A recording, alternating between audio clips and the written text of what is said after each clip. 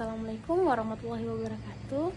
Perkenalkan, nama saya Husnul Khotimah. Saya dari Prodi Manajemen Bisnis Syariah kelas E dengan NIM 2024050103 dan berikut video penjelasannya. Pertama, konsep dasar ilmu ekonomi. Kata ekonomi berasal dari bahasa Yunani yaitu oikonomia yang berarti manajemen rumah tangga, asal oikos yang berarti keluarga atau rumah tangga, dan nomos yang berarti peraturan, aturan, atau hukum. Yang pertama, ilmu ekonomi mikro. Ilmu ini mempelajari tentang bagaimana perilaku setiap individu yang dapat berperan sebagai konsumen pekerja. Interaksi di pasar barang. Pasar merupakan tempat pertemuan antara permintaan dan penawaran. Pasar dapat menjadi tempat di mana penjual dan pembeli bertemu untuk melakukan transaksi jual beli. Perilaku penjual dan konsumen. Keduanya memiliki sifat yang rasional, di mana penjual menginginkan keuntungan maksimal, sementara pembeli menginginkan kepuasan optimal, baik dari segi kualitas dan harga produk. Interaksi pasar. Faktor produksi. Dari sisi sang penjual yang memiliki produk untuk memenuhi kebutuhan membutuhkan faktor produksi yang dilakukan dengan cara membeli juga. Teori nilai guna. Nilai guna pada ekonomi mikro mempelajari bagaimana suatu barang dapat menghasilkan kegunaan atau kepuasan untuk konsumen atau pembeli yang menggunakan barang tersebut. Teori struktur pasar. Dalam ruang lingkup ekonomi mikro menjadi cara untuk menjelaskan penggolongan pasar berdasarkan pada jumlah perusahaan, karakteristik, atau jenis produk. Elastis harga. Berguna untuk mempelajari bagaimana harga-harga suatu barang maupun jasa terbentuk di pasar. Industri. Teori ini mampu menganalisis barang produksi, produsen, konsumen, dan distribusi dalam hal kemungkinan rasional dalam pengambilan keputusan ekonomi. Pasar input. Pasar input mempelajari bagaimana produsen memperoleh bahan-bahan produksi dengan biaya yang seminimal mungkin namun dapat menghasilkan barang jasa yang memiliki nilai jual tinggi. Adapun tujuan mikro, yang pertama meningkatkan efisiensi, yang kedua meningkatkan kesejahteraan, meningkatkan keputusan bisnis, memprediksi perilaku ekonomi, dan mengurangi kesenjangan ekonomi. Ilmu ekonomi makro. Ekonomi makro adalah suatu kajian khusus yang digunakan untuk mempelajari mekanisme kerja perekonomian secara keseluruhan. Yang pertama ada kebijakan fiskal, yaitu kunci untuk mengembangkan arah pendapatan, pengeluaran, dan risiko defisit. Kebijakan moneter. Selain pajak dan anggaran, variabel yang dilakukan oleh pemerintah adalah pengelolaan jumlah uang yang beredar. Kebijakan pertumbuhan. Fungsinya adalah untuk menyeimbangkan neraca keuangan di suatu perusahaan atau negara.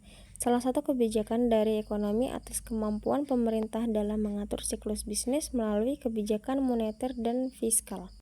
Tujuan mikro yang pertama memahami pertumbuhan ekonomi suatu negara, mengendalikan tingkat inflasi agar tetap stabil dan tidak merugikan masyarakat, mengurangi pengangguran dan menganalisis penyebabnya melalui penciptaan lapangan kerja baru, mengatasi ketidakseimbangan ekonomi seperti defisit anggaran, defisit perdagangan, dan ketidakseimbangan pendapat, mengoptimalkan kesejahteraan masyarakat secara keseluruhan. Teori ekonomi mikro adalah cabang ilmu ekonomi yang mempelajari tentang perilaku individu, rumah tangga, dan perusahaan dalam mengambil keputusan ekonomi. Teori ekonomi makro adalah cabang ilmu ekonomi yang mempelajari perekonomian secara keseluruhan. Materi kedua yaitu aspek dasar ilmu ekonomi. Kepemilikan dan distribusi kekayaan adalah kekuasaan yang didukung secara sosial untuk memegang kendali terhadap sesuatu yang dimiliki secara eksklusif dan menggunakannya untuk tujuan pribadi. Pengelolaan sumber daya merupakan proses yang kompleks dan beragam tergantung pada jenis sumber daya yang dikelola. Teori permintaan dan kurva permintaan. Yang pertama beberapa penentu permintaan yaitu harga barang itu sendiri, yang kedua harga barang lain yang berkaitan erat dengan barang tersebut. Yang ketiga, pendapatan rumah tangga dan pendapatan rata-rata masyarakat, corak distribusi pendapatan dalam masyarakat, cita rasa masyarakat, jumlah penduduk, ramalan mengenai keadaan masa yang akan datang. Harga dan permintaan. Hukum ini merupakan sebuah postulat yang menyatakan bahwa terdapat hubungan terbaik antara harga dan kuantitas barang yang diminta. 1. Efek substitusi. Ketika harga suatu barang meningkat, konsumen cenderung mencari alternatif yang lebih terjangkau. 2. Efek pendapatan. Kenaikan harga mengakibatkan penurunan daya beli real konsumen.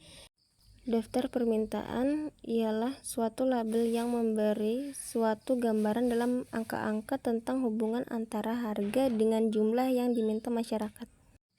Kurva permintaan adalah kurva yang menghubungkan antara tingkat harga suatu barang dengan jumlah yang diminta atas barang tersebut. Faktor yang mempengaruhi permintaan. 1. Selera. Apabila selera konsumen terhadap suatu barang dan jasa tinggi, maka akan diikuti dengan permintaan jumlah barang dan jasa yang meningkat. Demikian sebaliknya. Pendapatan konsumen. Semakin tinggi pendapatan seseorang, semakin tinggi juga daya belinya, begitu juga sebaliknya. Harga barang jasa pengganti atau pelengkap, konsumen akan cenderung mencari barang dan jasa yang harganya relatif lebih murah yang dijadikan sebagai alternatif. Intensitas kebutuhan konsumen. Jika suatu barang menjadi kebutuhan yang mendesak, maka permintaan akan mengalami peningkatan. Teori penawaran dan kurva penawaran. Penentu-penentu penawaran. Keinginan para penjual dalam penawaran barangnya pada berbagai tingkat harga ditentukan oleh beberapa faktor. Yang pertama, harga barang itu sendiri, harga barang lain, biaya produksi, tujuan operasi perusahaan tersebut, tingkat teknologi yang digunakan, dan musim. Ciri hubungan antara harga, penawaran, dan hukum penawaran. Hukum penawaran pada intinya menyatakan adanya korelasi positif antara harga dan jumlah barang yang ditawarkan. Daftar penawaran. Pada skenario di mana harga buku tulis ditetapkan sebesar 5.000, para penjual bersedia memasok sebanyak 400 unit buku tulis ke pasar. Kurva penawaran adalah grafik yang menggambarkan hubungan antara harga suatu barang tertentu dan jumlahnya barang tersebut yang tersedia untuk dijual. Faktor yang mempengaruhi penawaran. Yang pertama, biaya produksi dan teknologi yang digunakan, tujuan perusahaan, pajak, tingkat teknologi yang digunakan, dan parkiran harga barang di masa datang. Penentu harga dan jumlah yang diperjualbelikan pasar dikatakan dalam keadaan keseimbangan atau equilibrium ketika jumlah barang yang ditawarkan oleh penjual sama dengan jumlah barang yang diminta oleh pembeli pada harga tersebut. Definisi teori nilai guna. Utilitas marginal adalah pertambahan atau pengurangan kepuasan yang diperoleh seorang sebagai akibat dari pertambahan atau pengurangan mengkonsumsi satu unit barang tertentu untuk memenuhi kepuasannya. Utilitas total adalah jumlah seluruh nilai guna atau kepuasan yang diperoleh seseorang dari mengkonsumsi sejumlah barang tersebut. Teori nilai guna. Utility theory adalah konsep dalam ekonomi yang menjelaskan bagaimana individu membuat keputusan berdasarkan preferensi mereka terhadap barang dan jasa. Yang pertama, teori nilai guna kardinal. Yang kedua, teori nilai guna ordinal. Jenis nilai guna: place utility atau nilai guna tempat, from utility atau nilai guna bentuk, time utility atau nilai guna waktu, possession utility atau nilai guna kepemilikan. Aplikasi teori nilai guna dalam pengambilan keputusan konsumen. Teori nilai guna utility theory memiliki peran penting dalam memahami pengambilan keputusan konsumen. Yang pertama, pemilihan produk, analisis trade-off, segmentasi pasar, penetapan harga, pengembangan produk baru, analisis risiko, perilaku pembelian berulang, evaluasi kebijakan publik. Definisi kurva kepuasan adalah alat grafis yang digunakan untuk menggambar preferensi konsumen terhadap dua barang atau lebih. Kunci tentang kurva kepuasan. Yang pertama, kurva tidak pernah berpotongan, kurva cenderung melengkung ke arah asal koordinat, kurva semakin jauh dari asal koordinat, konsep marginal rate of substitution atau MRS. Peta kurva kepuasan adalah alat penting dalam teori ekonomi mikro untuk menganalisis kepuasan konsumsi dan perilaku konsumen. Yang pertama, definisi dan fungsi, visualisasi preferensi konsumen, analisis trade-off, keseimbangan pasar, perencanaan, dan kebijakan ekonomi. Tingkat substitusi marginal ada definisi, kemiringan kurva kepuasan, substitusi marginal yang menurun, interpretasi ekonomi, penerapan dalam analisis. Hubungan antara kurva kepuasan atau kurva indiferensi. Yang pertama, definisi dan konsep dasar, representasi utilitas, pengukuran dan perbandingan, keseimbangan konsumsi, dan penerapan dalam antara teori nilai guna dan analisis kurva. Konsep utama hubungan antara keduanya. Yang pertama, dasar teoritis, kegunaan dan keputusan, preferensi konsumen, optimasi konsumen, dan kurva indiferen dan kegunaan marginal. Halo, di sini saya akan melanjutkan materi yang saya presentasikan tadi.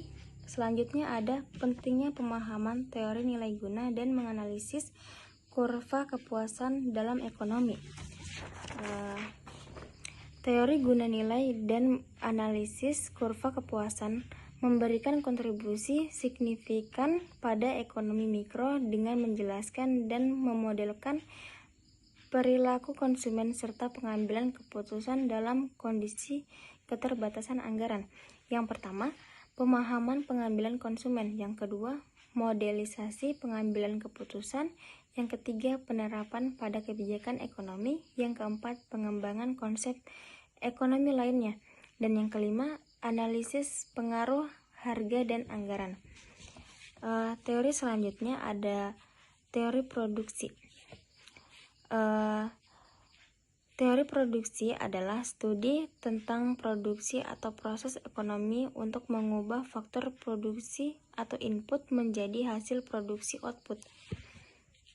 Produksi adalah kegiatan memproses input menjadi output. Macam-macam produksi yaitu produksi total, produksi rata-rata, dan produksi marginal. Yang pertama, produksi marginal yaitu tambahan produksi yang diakibatkan oleh pertambahan satu tenaga kerja yang digunakan. Yang kedua, produksi rata-rata yaitu produksi yang secara rata-rata.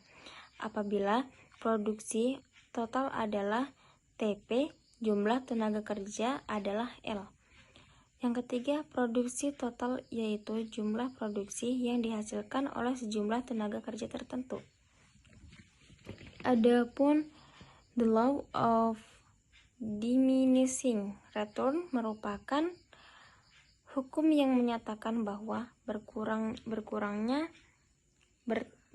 tambahan output dari penambahan satu unit input variabel. Adapun asumsi yang berlaku, yang pertama, hanya ada satu unit input variabel, input yang lain tetap. Yang kedua, teknologi yang digunakan dalam proses produksi tidak berubah. Yang ketiga, sifat koefisien produksi adalah berubah-ubah. Adapun konsep dasar perusahaan. Perusahaan yaitu suatu badan usaha yang menggunakan faktor-faktor produksi untuk menghasilkan barang-barang yang dibutuhkan masyarakat. Perusahaan ditinjau dari sisi ekonomi. Yang pertama, tidak dibedakan atas kepemilikannya, jenis usahanya maupun skalanya. Yang kedua, terfokus pada bagaimana memperoleh keuntungan yang maksimum. Adapun tujuan perusahaan,